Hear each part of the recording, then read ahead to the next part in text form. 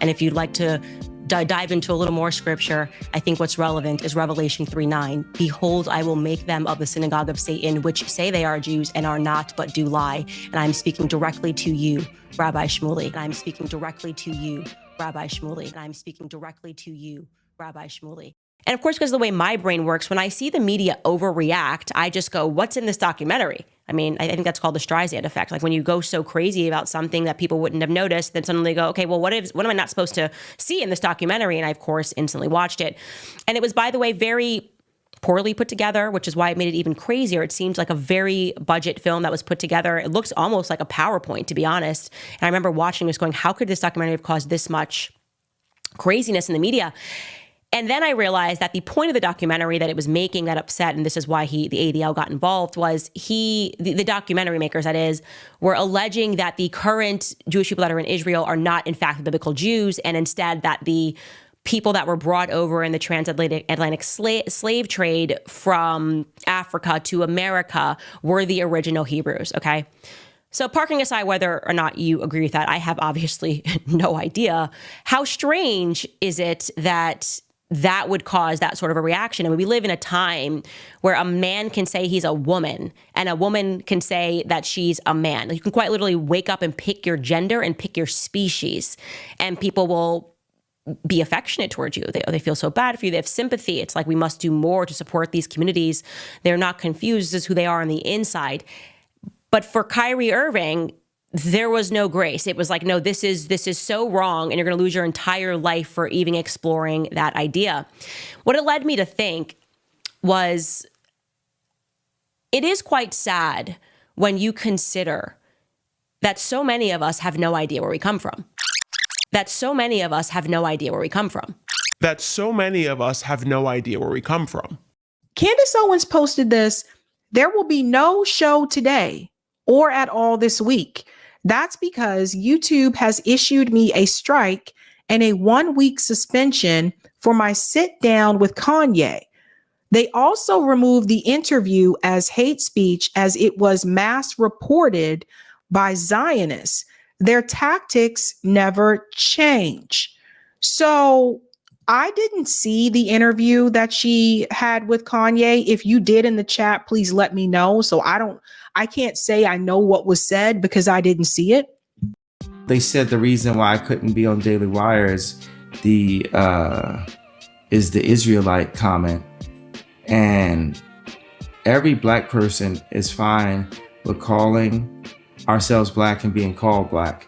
But when I bring up the idea that we're Jew because we are from Africa, the Bible was the majority is like set in Africa, then it's challenging.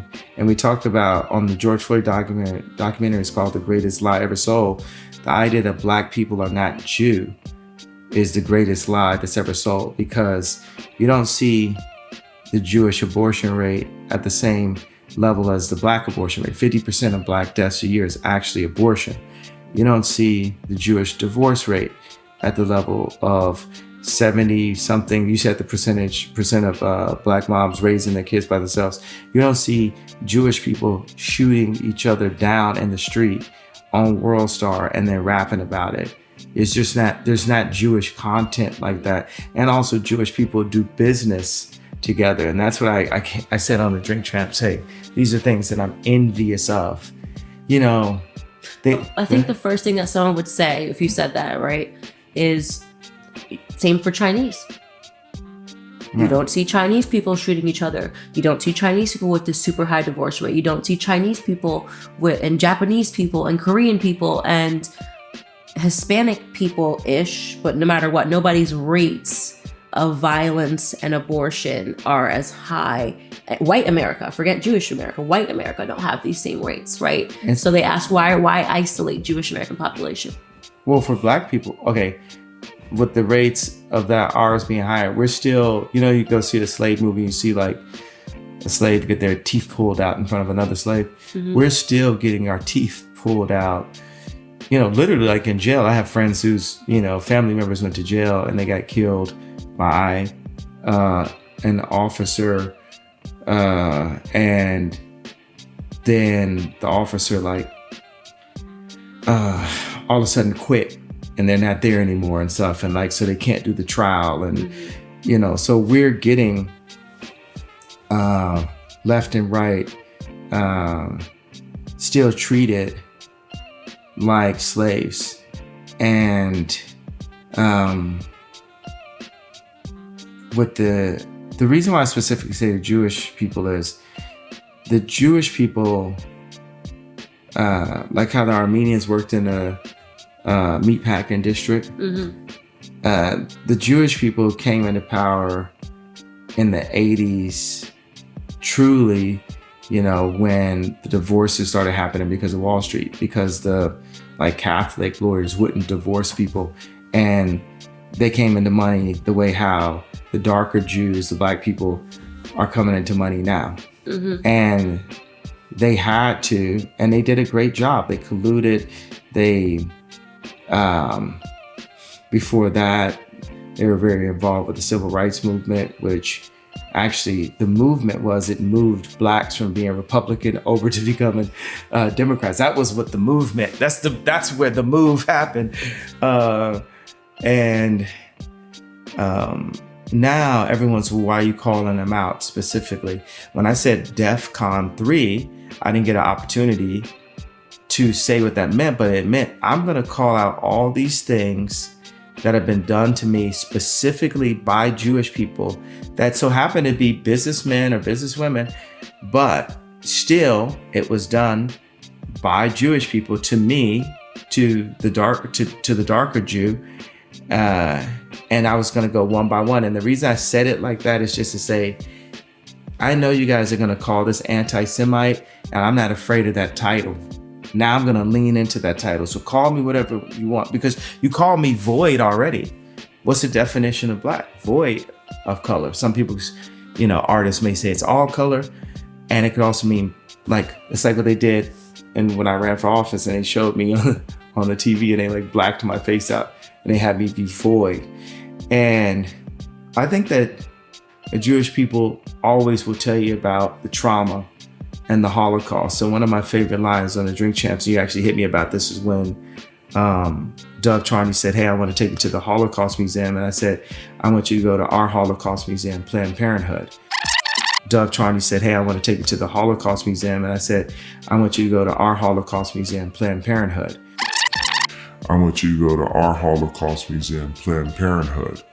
Hitler was, and the Nazis, of course, expanded on Margaret Sanger's approach to eugenics, right? Eugenics was a movement that was born in the United States under hard doctrines of racism with the intent of eliminating the tribe of Judah in the African-American community in this country, right? To eliminate them.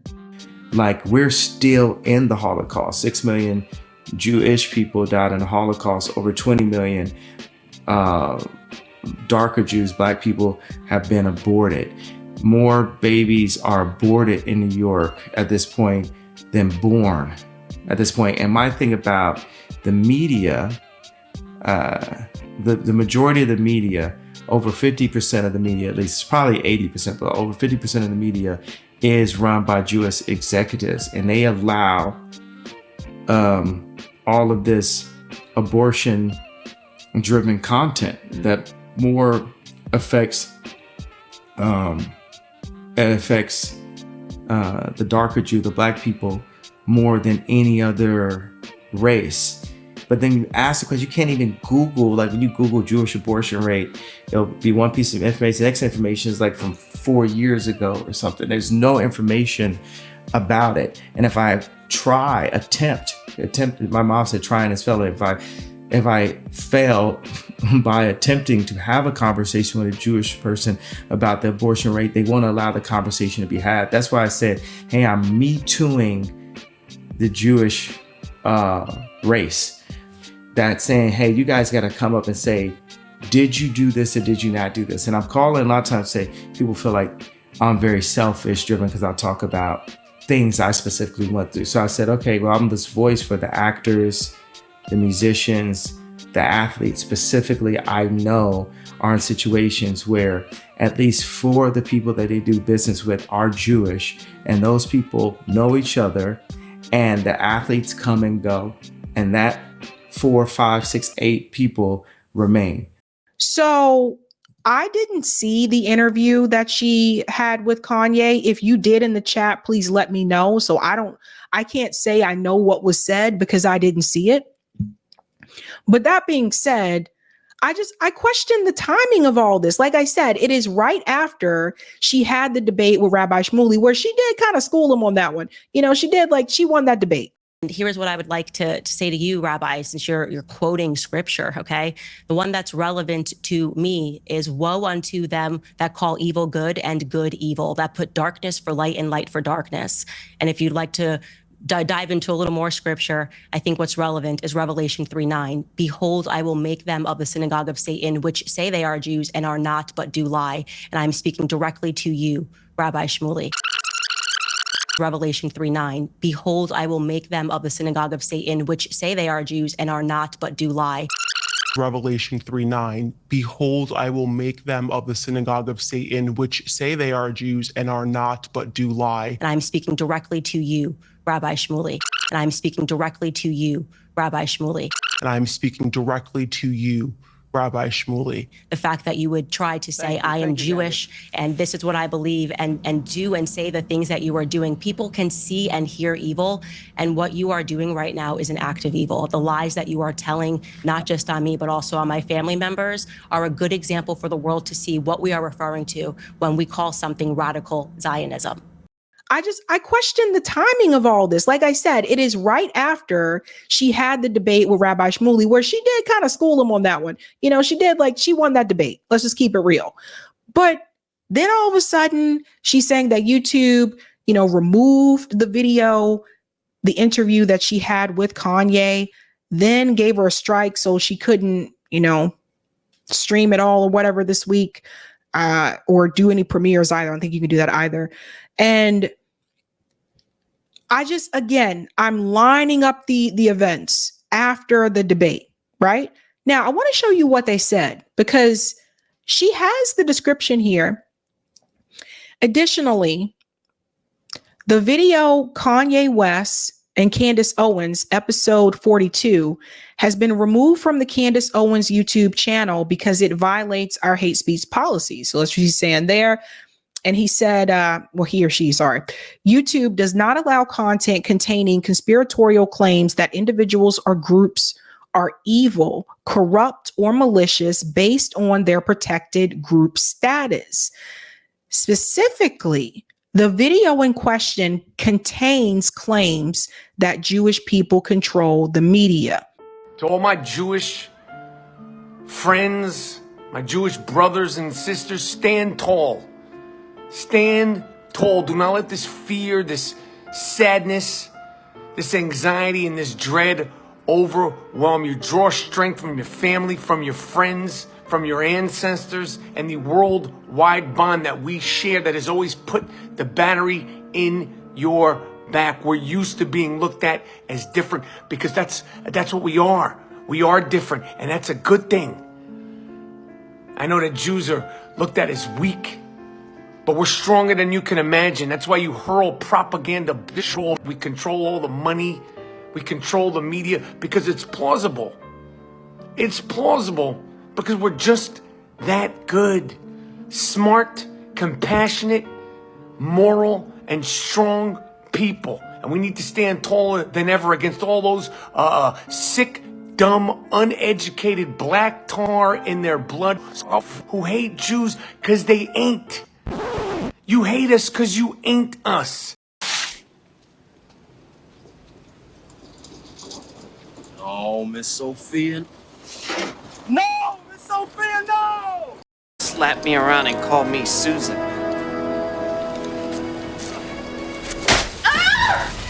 I warned you, Susan. But hey, we're on Rumble. I can do whatever I want. Ooh, ooh, ooh. For now, trust me, the ADL's watching right now. They're like, we're coming for her. We're coming for her real soon. But I'm telling you, you can't get rid of me.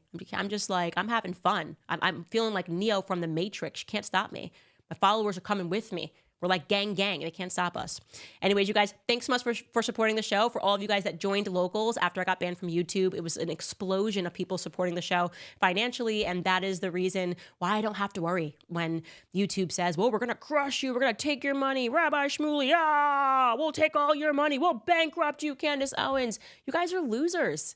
And I say truly and honestly, you are losers. You cannot beat me in a free market. You can't. So you try to manipulate the markets by getting me off of the thing. My show's been bigger than ever before. You're like, we canceled you. We wrote so many articles. Bah! Barry Weiss. Bah! The free press. And it hasn't worked because everyone thinks you're losers. You're neocons. No one cares. We know you're lying. And so the best you've got now is a form of financial terrorism. Well, guess what? Now I belong to the people. What are you going to do now? I'm publicly traded now, and not with you guys, with people who actually want to know the truth, who want to talk about these topics, who want to talk about Tower 7, who want to talk about whether or not it is plausible, and it is, that our government is intentionally making us sick and intentionally making us stupid. And you guys are a part of that. You're a part of gang government. Okay, cool. You want the population to be stupid. You want to call everybody a name once they get onto one of your scents, for fear of that you're going to be embarrassed if you don't get in line. You can cull our behavior. You can modify our behavior via the madness of crowds philosophy. Oh, well, everybody's doing the dumb thing, so everybody should just follow along. We're not doing that anymore. We're waking up, and we're doing it with a smile on our face, a smile plastered on our face. That's all I'm going to say, guys. We are winning. They are fearful, and that's exactly what we want them to be. They are getting desperate because they feel powerless. They can feel their power waning. And that's exactly where we want them to be, because it is the beginning of the end. What's your thoughts? Please be respectful with your comments. Also, please click the like, click the notification bell, and subscribe to this channel. Listen, Genesis chapter 11 verse 10 explains the genealogy of Shem. Shem was a black man in Africa. If you repeat this back, Genesis 14 verse 13, Abraham steps on the scene. Being a descendant of Shem, which is a fact, means Abraham too was Abraham, born in the city of a black man called Nimrod, grandson of Ham. Ham had 4 sons. One was named Canaan. Here, let me do some explaining. Isaac was Jacob had 12 sons, for real, and these were the children of Israel. According to Genesis chapter 10, these were the children of Israel. According to Genesis chapter 10, these were the children of Israel. According to Genesis chapter 10.